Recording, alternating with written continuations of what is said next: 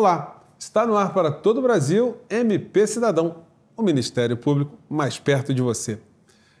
No programa de hoje, o nosso tema é a defesa do patrimônio público, tema bem atual, né? E veja quem são os nossos convidados. O promotor de justiça Sávio Bittencourt, ele que é coordenador geral do 6º Centro de Apoio Operacional das Promotorias de Justiça de Tutela Coletiva do MP aqui do Rio de Janeiro, e o promotor de justiça Emerson Garcia, ele que é consultor jurídico da Associação Nacional dos Membros do Ministério Público. Eu queria começar aqui o programa do Dr. Sávio. Dr. Sávio, o que a gente poderia caracterizar como lesão ao patrimônio público? Você sabe que o patrimônio público ele não é considerado, do ponto de vista ontológico, apenas um próprio do Estado. Ele pertence àquela sociedade, àquele povo que titulariza o interesse difuso existente nesse patrimônio. Então, as ações que prejudiquem e que venham a causar lesão a esse patrimônio não só atingem o Estado, como atingem a sociedade. Então, essa lesão ela é sempre construída a partir desses princípios que estão na Constituição Federal e que trazem a noção que esse patrimônio deve ser preservado em nome desse povo. E aí, doutor Emerson, quando a gente fala em patrimônio, então estamos falando tanto de recursos, né, da fazenda, recursos pertencentes à sociedade, que estão acautelados lá nos governos, né, também como meio ambiente, questões infungíveis, vamos dizer assim, não perceptíveis, né? A concepção de patrimônio público ela é bem diversificada. Ela tanto pode ser analisada sob uma ótica econômica, material, sob uma ótica imaterial. A Lei da Ação Civil Pública, ou melhor, a Lei da Ação Popular, a Lei 4.717, 1965, ela já nos oferecia um conceito de patrimônio público no artigo 1º, parágrafo 1º, que é patrimônio público, ele pode ter feição econômica, histórica, artística, cultural, pode abranger o meio ambiente. E como disse o doutor Sávio, a concepção de patrimônio público, ela absorve todo um rol de direitos, de interesses afetos à população, não a nenhum de nós em particular, mas a toda a coletividade que tem direito à preservação. Então, esses bens que não são de uma pessoa em particular, que não são disponibilizados ao Estado para fazer o que bem entender com eles, mas sim titularizados por toda a coletividade, se enquadram na noção mais ampla de patrimônio público. Sob a ótica econômica, o patrimônio público é normalmente designado de erário, o dano causado ao erário. Quando nós falamos em dano causado ao patrimônio público, nós falamos dessa universalidade, titularizada pela coletividade como um todo, pertencendo a toda a coletividade e nenhuma de seus membros em particular. Doutor Sávio, a grande X da questão é nosso administrador público ele saber exatamente o que é interesse público, o que é o erário público e o que é interesse privado, né? Eu acho, de forma geral, nós temos que nos preocupar no Brasil com um fator histórico recorrente, que é uma determinada incapacidade do gestor público de dar conta das obrigações que existem. Quer dizer, hoje, você tem uma redução drástica do que se considerava antes uma seara só do administrador, que a gente chama em direito de mérito administrativo, onde ele analisa a conveniência e a oportunidade de seus atos. Nesse aspecto, a Constituição Federal de 88 mudou drasticamente o direito administrativo brasileiro quando trouxe prioridades. A Constituição de 88 não é uma poesia, ela é uma norma cogente. O atendimento daquelas prioridades lá, essenciais à dignidade da pessoa humana, ela deve preceder os outros atendimentos. Então, portanto, nós podemos ter uma atuação, o Ministério Público tem uma atuação na defesa do erário, nessa concepção mais técnica e restrita do que seria o patrimônio público, como daquelas prestações de serviços que o poder público deve fazer para atender às prioridades constitucionais, numa visão mais ampla. E, nesse sentido, quando o poder público deixa de atender injustificadamente essas necessidades, nascem os direitos prestacionais da sociedade com o poder público. O poder público passa a ser devedor da sociedade credora desses serviços. Doutor Emerson, o administrador público, de uma maneira geral, ele não teria que ter todas essas noções? Ele saber que para cuidar do dinheiro público, do erário público, ele cuidar do patrimônio público, que ele tem responsabilidades, ele tem prioridades, ele tem mecanismos a serem cumpridos? O administrador público ele não é uma ilha indiferente ao seu entorno. O administrador público ele é retirado do ambiente social e ele vai trazer desse ambiente social uma base de ordem moral, uma base de ordem educacional. Tudo aquilo que vige em determinado ambiente social necessariamente vai influenciar o administrador público. Se nós temos um ambiente social que enaltece e muitas vezes premia aquele que venha praticar um ato desonesto, que venha ser imoral, só para ter uma vantagem assim, acima dos demais, automaticamente nós vamos ter um administrador público com um pensamento similar. Se nós temos um sistema educacional aprimorado, automaticamente nós vamos ter um povo com pessoas que vão se habilitar a exercer o poder com uma educação elevada. Isso não funciona na nossa realidade. Nós temos um nível civilizatório baixo, comparado com os países mais desenvolvidos do mundo. Nós temos um sistema educacional que tem muito a evoluir. Enquanto isso não acontecer, a amostragem do nosso âmbito social é essa que nós temos hoje. São administradores públicos com nível moral muitas vezes deturpado, porque parte da nossa coletividade tem um nível moral deturpado. Quando nós falamos, por exemplo, em jeitinho brasileiro, nós nos referimos a uma esperteza. Há uma esperteza que a pessoa ultrapassa certos padrões éticos para obter uma vantagem. Então, nós achamos isso bonitinho, é um jeitinho brasileiro. Mas nós teremos o administrador público com um pensamento semelhante. Então, o que nós precisamos fazer? Nós precisamos refinar o nosso sistema educacional, aumentar a ideologia participativa para que a nossa população desenvolva aquilo que Hart denominou de moral crítica, a capacidade de aprender a realidade e desenvolver juízos valorativos de acordo com a apreensão dessa realidade, coisa que a nossa população tem dificuldade para fazer. E a partir do momento que nós tivermos esse refinamento, nós teremos administradores públicos com um pensamento diferente. Enquanto nós não conseguimos fazer esse refinamento, aumentando o nosso nível educacional, nós encontraremos esses problemas. É estranho uma pessoa se habilitar a ser mandatário de outra sem saber o que vai fazer. Mas é o que acontece na nossa realidade hoje. A pessoa diz que vai ser representante, mas não sabe o que fazer. Mas, doutor Sávio, o doutor Emerson tocou num ponto sociológico até, né? Na medida que hoje nós temos uma situação que vai se retroalimentando. Por exemplo, nós sabemos que num país democrático as decisões se fazem, né, através da participação política, através dos nossos representantes colocados no Poder Executivo e no Legislativo. Mas a voz corrente, que toda hora se escuta, né, que o homem público ele tem mau caráter, o parlamento só é composto por pessoas que estão querendo se dar bem, enfim, isso cria um ambiente que até os que se candidatam para esses cargos, né, já vão um pouco com essa ideologia que o doutor Emerson está dizendo. Alguém se propõe a candidatura de algum cargo com essa visão. Você vai ver nas eleições, prezado telespectador, muito candidato dizendo, você me conhece, preciso do seu voto. Quer dizer, o cidadão está ali diante de alguém que está pedindo voto, porque ele precisa pessoalmente do voto dele. Então, quer dizer, fica um negócio complicado. Né? O doutor Emerson tocou num ponto aí que é muito antecedente. Eu acho que o maior perigo é a gente cair naquela poesia do Brecht do analfabeto político, né? Que a gente usava no nosso movimento estudantil. E a nossa democracia é algo muito recente. Além desses problemas estruturais, nós temos uma falta de exercício democrático. Nós passamos a escolher nossos representantes, mas as instituições, de forma geral, elas continuam muito pouco democráticas, muito pouco participativas.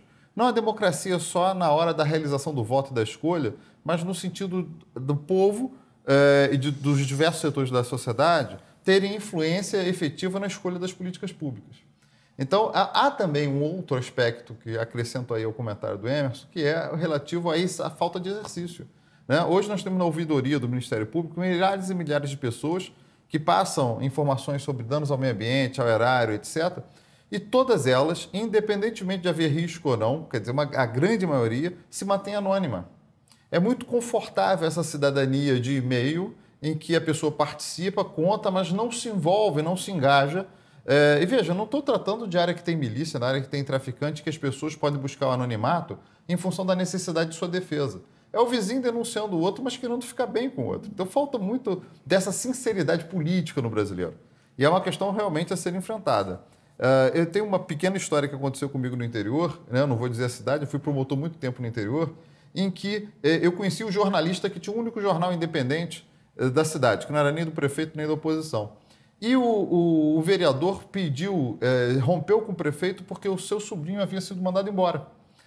Aí eu perguntei para o jornalista, mas escuta, ele não se envergonha de esclarecer a você, pedir para ser colocado no jornal, para dizer que, por interesse pessoal, ele rompe com o prefeito, porque era o emprego do sobrinho que estava em jogo? O jornalista falou assim, não, você não conhece a cultura daqui. Se ele mostrar essa fraqueza, ele não ganha mais a eleição. Se ele não arruma emprego nem para o sobrinho, o que fará para o eleitor dele? Então, eu acho que isso esclarece um pouco do ponto da nossa democracia política. Eu acho que é um ponto que a gente precisa superar. Bom, gente, a gente vai fazer um pequeno intervalo. Eu quero retomar o bloco seguinte ainda com essa questão que o Dr. Sávio levantou, devolvendo a bola aqui para o Dr. Emerson, porque os assuntos aqui hoje eles não estão absolutamente técnicos, mas eles são muito importantes porque são da essência da nossa democracia. Mas o MP Cidadão vai fazer um intervalo e a gente volta já já. Não saia daí.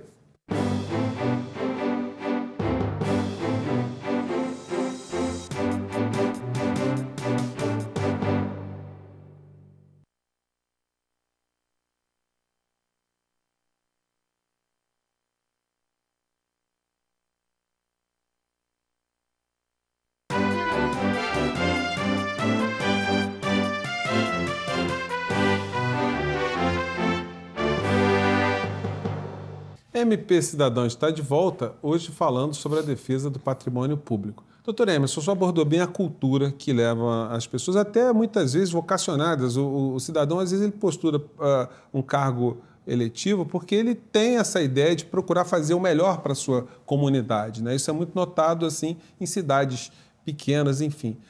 Mas, às vezes, ele é levado até por uma cultura deformada, que nós temos de uma maneira geral, a fazer atos do tipo priorizar uma festa de final de ano, gastando milhares de reais numa festa, do que investir num posto de saúde ou investir numa escola. Isso é respaldado por aquela sociedade. Muitas vezes, essas atitudes elas não estão dentro dos padrões de moralidade que a lei geral nossa exige. E aí, como é que fica o Ministério Público diante de uma situação como essa? Em uma situação dessa natureza, quando há uma aparente deturpação dos princípios que devem reger a administração pública, princípios de maioria constitucional e alguns de natureza infralegal, o que deve ser feito? Os mecanismos de controle devem funcionar. Nós temos vários mecanismos de controle. Temos controle realizado pelo Legislativo, temos controle realizado pelo Tribunal de Contas, controle realizado pelo Judiciário e o controle realizado pelo Judiciário, regra geral, é deflagrado pelo Ministério Público. Isso apesar do cidadão também ter legitimidade, associações, mas o Ministério Público hoje é o grande ator na deflagração desse tipo de controle. Quando o Ministério Público apresenta uma pretensão em juízo à luz de um quadro dessa natureza, o Ministério Público vai argumentar o seguinte: olha, nós temos uma liberdade política, uma liberdade valorativa a cargo do administrador. Ele escolhe prioridades, ele tem legitimidade democrática. Mas existem situações, e até foi mencionado pelo Sávio, a questão da dignidade da pessoa humana. Se o posto de saúde não oferece atendimento adequado, se as crianças não têm merenda, se os professores não têm um salário adequado, se há prestações básicas que o administrador não está oferecendo à população. Em situações dessa natureza, e normalmente o poder público argumenta que os recursos são limitados e ele tem que realizar escolhas trágicas, numa situação dessa natureza, essa escolha trágica tem que pender para a maior satisfação do interesse da população. Então, o que pode fazer o Ministério Público? Impugnar um ato dessa natureza dizendo, olha, essa escolha aqui é uma escolha inadequada porque a população está carecendo desses direitos prestacionais. Então, se ele diz que não pode implementar por carência de recursos, ele não pode direcionar os recursos para outra seara. Agora, pretensões dessa natureza encontram uma resistência muito grande do Poder Judiciário. Por quê? Porque o Poder Judiciário diz que, por força da separação dos poderes, ele não pode influir nos juízos valorativos realizados pelo administrador. Caberia à própria população, por ocasião das eleições, realizar esse juízo valorativo e não reconduzir esse administrador ao poder. Mas como ela vai realizar esse juízo valorativo se ela não tem capacidade crítica, não tem educação? Pois é, doutor Sávio. E a gente entra numa outra questão que, quando a gente fala em festa, já que toquei nesse assunto, nós estamos falando em valores que estão balizados de forma muito subjetiva, né? Quanto é que vale um cachê de um determinado conjunto ou grupo sertanejo, alguém que está na crista da onda das rádios, né, para se apresentar numa cidade? É o artista que acaba fazendo o preço dele. E ali nunca se tem uma possibilidade de licitação. Não é um lugar muito perigoso para se colocar verba pública? Enfim, mas há previsão específica para essas hipóteses e há o controle a partir da razoabilidade, que surge justamente do caso concreto. Não há como se ter uma tabela de cobrança de artista nem de arquiteto. O Oscar Niemeyer vai fazer uma obra em Brasília. Então, quer dizer, a contratação do seu escritório é essencial porque o conjunto todo está ali. Mas há uma regra de razoabilidade, de proporcionalidade que você busca pela própria Constituição Federal que você pode aplicar, que aquilo não seja um pagamento absurdo ao poder público de forma geral. Quer dizer, essa discussão ela é possível. Não há uma exatidão de valores, mas há parâmetros que são aceitáveis e há parâmetros inaceitáveis diante das necessidades dessa própria população. Então, eu acho que o que vai matizar essa história da reserva do possível, porque se diz que o Poder Judiciário pode, nessas hipóteses, entrar e dizer que os direitos prestacionais são devidos.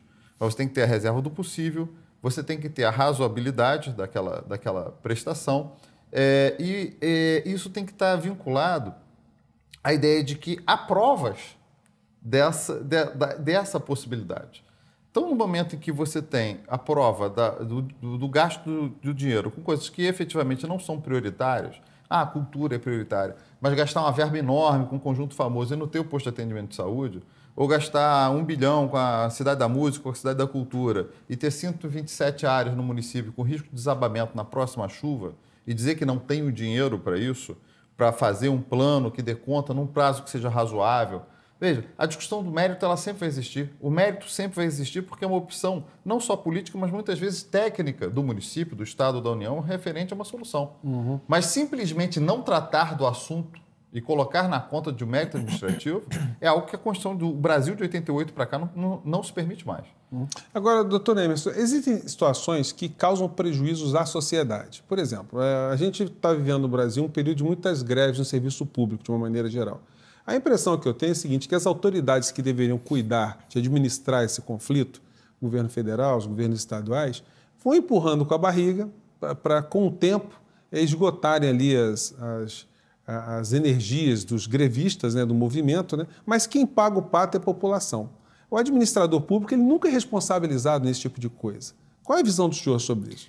Olha, essa é uma situação complexa porque nós temos ali dois interesses antagônicos. Nós temos o interesse público, voltado à continuidade do serviço, ao regular funcionamento, à regular prestação do serviço. E do outro, nós temos cada um dos servidores públicos que tem direito a receber uma remuneração digna. E esse direito é tão relevante que a nossa Constituição considerou um direito fundamental de todo trabalhador o exercício do direito de greve e também o direito fundamental do servidor. Como o nosso poder público jamais regulamentou o direito fundamental do servidor a realizar greve, o Supremo teve que dizer que se aplicava a lei da iniciativa privada no âmbito do servidor público. Isso depois de quase 20 anos da Constituição em vigor. Então, a partir de então, de passar a exercer esse direito. Agora, como responsabilizar o servidor, o agente público, numa ineficiência como essa? São situações complexas.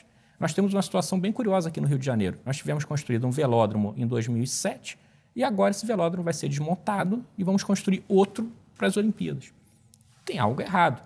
Agora, quem responsabiliza? Nós podemos responsabilizar um agente público que em 2007, por ocasião do PAN, não previu uma possível realização futura da Olimpíada. Ele teve um juízo valorativo parcial e não atendeu por completo o interesse público. Mas, em situações dessa natureza, a responsabilidade, regra geral, é moral, é perante a população na época da eleição. É difícil nós responsabilizarmos o agente numa situação como essa, que ele vai empurrando, por exemplo, uma negociação coletiva, vai direcionando os recursos para outro caminho e, no momento, essa negociação tem que explodir. Ela explode, surge a greve. E, às vezes, no governo de outro, porque o antecessor não fez.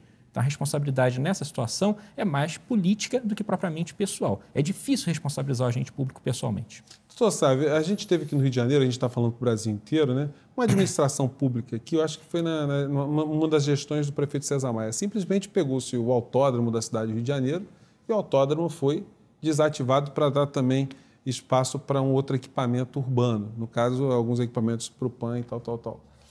Quer dizer, esse tipo de prioridade é uma prioridade absolutamente política. O administrador público ele não pode ser balizado pelo Ministério Público, pelo Poder Judiciário, ou é uma questão que só compete ao eleitor mesmo ficar assistindo às tragédias municipais? Deixa eu dar outro exemplo agora, que é a reforma do Porto Maravilha, que nós já até tivemos programa aqui sobre isso, e que a perimetral, maior parte da perimetral será derrubada. Para quem não conhece o Rio de Janeiro, nesse ponto específico que o doutor Sávio está se referindo, a perimetral é um grande viaduto que vai beirando a orla especificamente na região do centro da cidade do Rio de Janeiro.